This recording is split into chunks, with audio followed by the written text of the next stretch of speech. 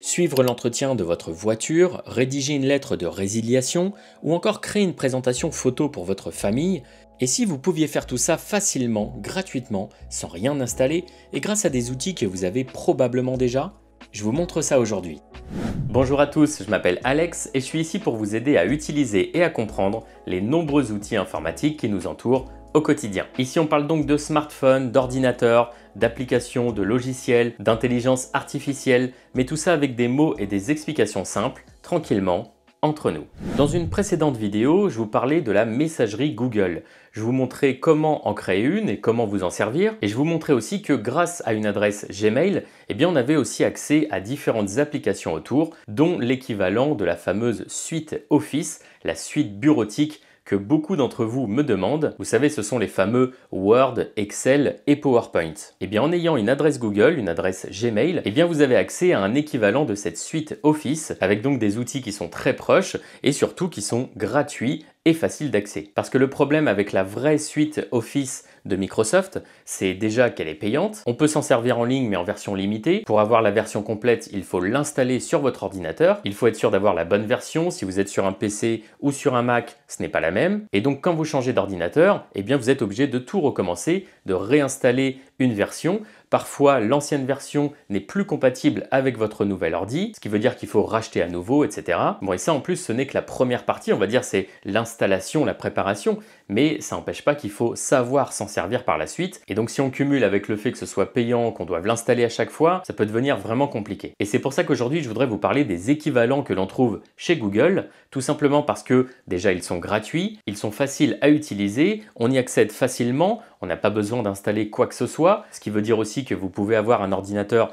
de n'importe quelle marque, et même si vous devez le remplacer, ça ne changera rien du tout, parce que avec les outils Google, tout se gère en ligne autour de votre messagerie, et c'est largement suffisant pour créer et utiliser tous les besoins bureautiques dans la plupart des cas. Et je le répète, mais juste avec une adresse Google, une adresse Gmail que vous avez peut-être même déjà, notamment si vous avez un smartphone Android, comme un Samsung, Redmi, etc., vous avez accès à tous ces outils gratuitement, sans rien faire de plus. Le gros avantage aussi, c'est que vous n'avez même pas besoin d'être chez vous spécialement sur votre ordi en particulier. Vous pouvez aussi atteindre tout ce que vous allez créer en ligne, que ce soit des documents, des tableaux, des présentations, vous allez pouvoir le retrouver depuis votre smartphone ou même depuis un ordinateur à l'autre bout du monde. L'idée aujourd'hui, c'est donc de vous faire découvrir ces outils-là, de vous montrer comment on y accède et aussi quelques exemples concrets que vous pourrez aussi créer de votre côté. Et si par la suite vous souhaitez aller encore plus loin dans l'utilisation de ces outils,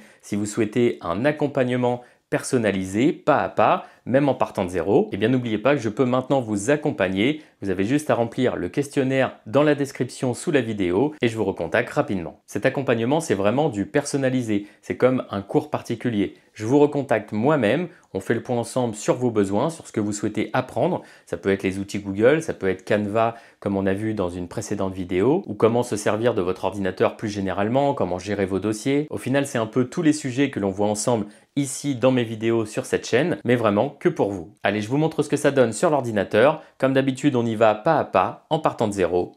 C'est parti. Alors la première étape est toute simple, il va simplement falloir atteindre une page Google. Pour cela, comme d'habitude, vous vous rendez sur votre navigateur préféré. Ici, c'est Chrome, mais chez vous, ça peut être Microsoft Edge ou encore Mozilla Firefox. Le principe est le même, on lance et on atteint Google. Donc si vous utilisez Chrome comme ici, vous atteignez Google par défaut. Et par contre, si ce n'est pas le cas, vous pouvez vous rendre dans la barre d'adresse pour aller taper directement des noms de sites internet. Alors cette barre peut aussi être en bas de l'écran, notamment si vous êtes sur Safari, sur un ordinateur Apple. Ici, on va tout simplement taper google.com. On revient donc, comme tout à l'heure, sur une page Google. Et nous, ce qui va nous intéresser, c'est la partie en haut à droite de l'écran. C'est là où on va retrouver l'accès à la messagerie Gmail, mais également ici, l'accès à toutes les applications autour de votre adresse. Et donc, lorsque l'on va cliquer ici sur les petits points, vous voyez, on a accès à la liste des applications Google disponibles avec votre compte. Alors on a bien sûr Gmail, le Drive qui est donc le cloud de Google, Google Maps, l'agenda, également Google Photos pour les synchroniser et les sauvegarder. Quand on descend également plus bas, on a Google Keep pour prendre des notes facilement. D'ailleurs ces différents sujets-là, que ce soit la création de la messagerie, son accès, l'utilisation de l'agenda, de Google Keep, ce sont des sujets que j'ai traités en vidéo sur la chaîne, donc n'hésitez pas à faire un tour et à les regarder. Mais ce qui va nous intéresser aujourd'hui se trouve à peu près dans le milieu de la liste des applications. Il s'agit de Google Sheet, qui est l'équivalent d'Excel, qui est donc un tableur avec lequel vous allez pouvoir faire un tableau de compte, un tableau de suivi d'entretien de votre voiture par exemple, ou même pourquoi pas une liste des numéros utiles. On a ici Google Doc, qui est l'équivalent de Word, donc là plutôt axé sur la création de documents écrits, comme une lettre de résiliation par exemple, un compte-rendu de réunion. Ça peut même vous servir juste pour vous entraîner à taper sur le clavier. Et on a ici Google Slide, qui est l'équivalent de PowerPoint, et qui est donc dédié aux présentations. Ça peut être par exemple pour créer un diaporama photo pour un anniversaire, ou encore pour présenter un projet au sein d'une association par exemple, parce qu'avec Slide, vous allez pouvoir en fait créer des pages avec des photos et des petits textes, que vous pourrez mettre ensuite en plein écran, voire même projeter sur un vidéoprojecteur, pour faire passer les pages une par une, et faire une présentation. Donc ces applications-là, on peut y accéder tout simplement en cliquant dessus. Mais je voudrais plutôt vous montrer la méthode à partir de Google Drive. Parce qu'en fait, cette appli qui est donc le cloud de Google, c'est là où tout va être centralisé. Vous pouvez y placer vos propres documents, vos PDF par exemple, des documents scannés, ce genre de choses. Mais surtout, tout ce que vous allez créer avec Google Sheet, Google Doc et Google Slide va également se stocker dans le Drive. Donc la première étape, c'est de se rendre ici, on clique dessus et ça l'ouvre. Alors le Drive, c'est tout un sujet aussi, mais en résumé au plus simple, il faut voir ça comme un espace de stockage en ligne chez Google, un peu comme une clé USB ou un disque dur externe que vous pouvez atteindre de n'importe où. Ce qui veut dire qu'à l'intérieur, vous pouvez y placer et créer des dossiers et des fichiers. Vous voyez par exemple ici, j'ai différents fichiers, des vidéos, mais également des Google Sheets, donc l'équivalent d'Excel. Et donc le plus simple, comme je vous le disais, c'est d'atteindre déjà votre Drive et ensuite vous rendez en haut à gauche, vous cliquez sur Nouveau et vous choisissez le type de document que vous souhaitez créer. Allez, on va commencer par un doc, hop, je clique dessus. Donc là vous voyez, en fait ça ouvre un nouvel onglet dans votre navigateur, on est toujours dans Google Chrome ici. On a un premier onglet avec le Drive qu'on a ouvert juste avant, donc c'est considéré comme une page internet. Et à côté, on a donc un nouvel onglet avec notre document vierge. C'est aussi considéré comme une page internet, regardez. Hop, je dézoome un peu et on a maintenant accès à la création de notre document. Alors si certains d'entre vous connaissent déjà Word, Excel, etc., vous allez voir qu'il y a beaucoup de similitudes. Dans l'idée, c'est vraiment la même chose. On a le document au milieu et puis en haut, on a un menu avec différentes options pour agrandir nos écritures, changer la police comme on dit, donc le style, pour mettre en gras, en italique, pour souligner. Tout ça, c'est très proche de ce que l'on trouve sur Microsoft Word. Donc là, ce que je vous conseille, que ce soit pour ce type de document ou un autre, c'est directement d'aller en haut à gauche et d'y donner un nom. On clique dessus. Et en fait, là, l'idée, c'est de le retrouver facilement par la suite. Donc si par exemple, on souhaite écrire une lettre de résiliation, on peut l'écrire comme ça par exemple, et puis on va rajouter télécom, imaginons. On clique à côté pour valider, ou on appuie sur entrée avec le clavier. Et là, vous voyez, justement, c'est écrit enregistré dans le Drive, parce que oui, en plus du fait que ce soit gratuit, facile d'accès, il n'y a même pas besoin d'enregistrer. Tout se fait à la seconde près et de manière automatique. Et donc, si on retourne en haut à gauche sur le Drive, regardez ce qu'on a maintenant. On y retrouve notre lettre de résiliation télécom que l'on vient de créer. D'ailleurs, si on se rend sur la droite, on voit bien aussi l'heure de la dernière modification. Je retourne sur l'onglet de la lettre. Et ici, bien sûr, ça va dépendre vraiment de chacun de vos documents. Mais si on reste sur l'exemple de la lettre de résiliation, comme d'habitude, on va commencer en haut à gauche avec nos coordonnées, par exemple. Donc on effectue un clic gauche ici. Et lorsque le curseur clignote, ça veut dire que l'on peut commencer à écrire. Donc là, par exemple, Alex, imaginons Durand, 3 rue de la Forêt, 76 000, Rouen. On fait un saut de ligne avec la touche entrée du clavier pour descendre un petit peu. On en fait autant que l'on souhaite. Et puis on va pouvoir écrire l'objet, par exemple, résiliation, abonnement. On descend à nouveau et on rédige au final notre lettre, comme ce qu'on ferait à l'écrit. Comme je vous le disais, l'idée ici, c'est pas d'aller dans tous les détails de chacune des applications parce que forcément, ça prendra des heures. Mais en tout cas, vous voyez que vous avez rapidement de quoi écrire votre lettre, faire quelques modifications, par exemple si vous souhaitez agrandir cette partie, eh bien vous la sélectionnez et on va cliquer sur le plus ici, tout simplement. Et imaginons que vous souhaitiez mettre l'ensemble en gras, eh bien on clique là, et voilà. Une fois terminé, comme je vous le disais, pas besoin d'enregistrer, hein, tout se fait automatiquement. Par contre, ce qui peut être intéressant, c'est de cliquer ici sur Fichier et de vous rendre là dans Télécharger. Parce qu'ici, regardez, vous allez pouvoir créer un document au vrai format Word, mais également sortir un PDF. Donc ça peut être très pratique. Autre option intéressante aussi, si on descend un petit peu, c'est la possibilité d'imprimer. Donc là, on clique ici, on a un aperçu comme d'habitude, on peut choisir notre imprimante. Là, c'est vraiment du classique, on a le bouton imprimer ici, et ça sort. Et vu qu'en fait tout est sous forme d'onglet dans le navigateur, hein, donc comme une page internet simple, et bien une fois terminé, on a juste à cliquer sur la croix. Mais malgré tout, on le retrouve bien ici, hein, dans le Drive. Et là, ce qui est bien, c'est qu'on va pouvoir de nouveau se rendre en haut à gauche sur le bouton Nouveau, pour aller faire la même chose, hein, dans le même principe, avec Google Sheet, donc l'équivalent du tableur Excel. Hop, pareil, on a un nouvel onglet qui s'ouvre, et on arrive sur quelque chose aussi très similaire à Excel, hein, donc les options en haut, et les cellules pour le tableau en bas. On va mettre un titre, par exemple, suivi entretien voiture, ça s'enregistre, et dans un tableur, en fait, c'est tout simple, on a une notion de colonne et de ligne, ce qui crée au milieu ce qu'on appelle des cellules, dans lesquelles on va pouvoir taper des chiffres, de l'écriture. On va constituer notre tableau comme ça, et on va même pouvoir faire des calculs entre les cellules. Donc on pourrait se placer par exemple ici sur la première colonne, et commencer par exemple par préciser la date. Donc on écrit date dans la cellule. On se place sur la deuxième, imaginons qu'on souhaite mettre ici le nombre de kilomètres. Sur la troisième, on va mettre la description de l'entretien. Et sur la quatrième, le coût.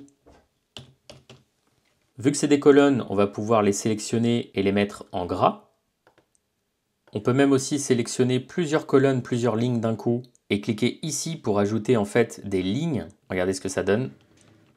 Le tableau devient tout de suite plus lisible et donc on va pouvoir par exemple remplir notre première ligne. Alors imaginons qu'on mette 1er juin 2025. On double-clique dans chaque cellule pour écrire dedans, hein. Donc nombre de kilomètres, imaginons 100 000. Description, on peut mettre vidange plus pneu. Si la colonne est trop petite, on va placer la souris ici et on va l'agrandir en maintenant le clic gauche, on relâche, hop, et on va mettre un coût, par exemple, 300 €.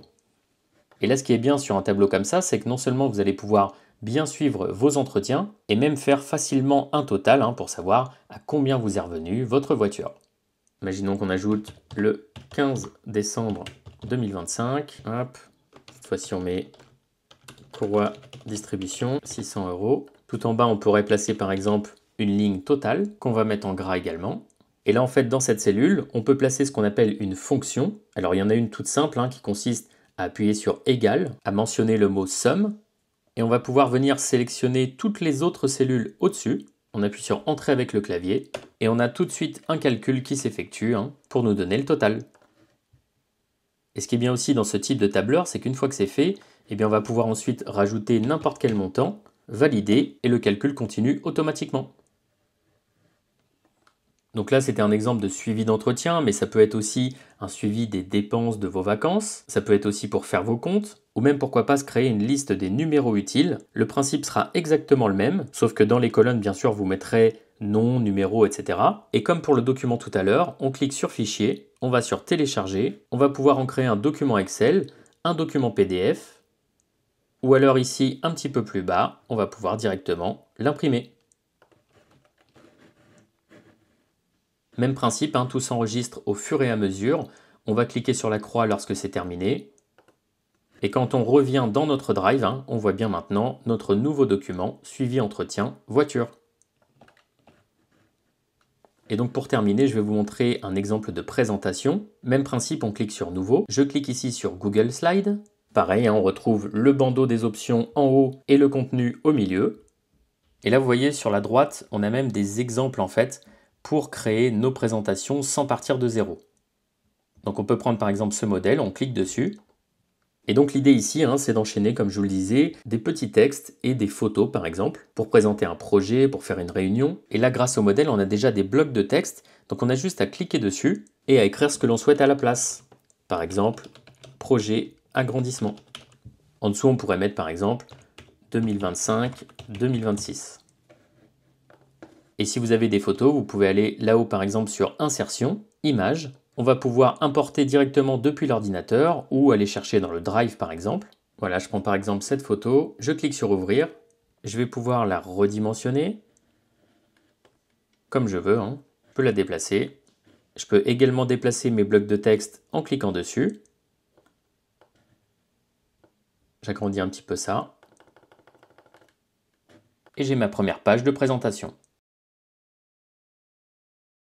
Et pour en faire une deuxième, vous pouvez aller sur la gauche, vous faites un clic droit ici, vous cliquez sur Dupliquer. Et donc ensuite, on va pouvoir supprimer cette photo ou en mettre une autre, se servir des blocs de texte existants pour par exemple décrire la phase 1 des travaux. Je peux agrandir le texte, je me rends ici comme sur les autres applications, j'appuie sur plus plusieurs fois. Et voilà, j'ai ma deuxième page. Donc la première, c'est celle-ci. La deuxième, c'est celle-là. Et vous pouvez ensuite créer et enchaîner comme ça autant de diapositives que vous le souhaitez. Donc je me replace sur la deuxième, je la duplique. Je vais maintenant parler de la phase 2 des travaux. Et ainsi de suite. Une fois terminé, vous pouvez projeter ça, comme on dit, sur un grand écran ou un vidéoprojecteur. Pour cela, vous cliquez en haut à droite sur Diaporama. Et on a donc maintenant la présentation en plein écran et on va pouvoir faire défiler les différentes pages, les différents slides, comme on dit, soit en cliquant sur la souris, comme ça, soit en manipulant avec les touches du clavier. Et voilà. Toujours le même principe, tout s'enregistre automatiquement. On ferme avec la petite croix. On arrive de nouveau dans le Drive et on retrouve bien nos 3 fichiers créés récemment, la présentation, le suivi entretien et la lettre de résiliation. Et si on a besoin d'en rouvrir un, eh bien on double-clique dessus et on retrouve le document dans l'état dans lequel on l'a laissé précédemment. Comme je vous le disais également, on va pouvoir retrouver ça n'importe où, sur n'importe quel ordi. On a juste besoin de se connecter à notre compte Google comme vu tout à l'heure. Et également sur un téléphone. La seule différence, c'est que là, on n'a pas besoin de passer par le navigateur, mais directement par des applications. Par exemple, ici, on va pouvoir ouvrir le Drive. Et on retrouve bien ici nos 3 documents, la présentation, le suivi et la lettre.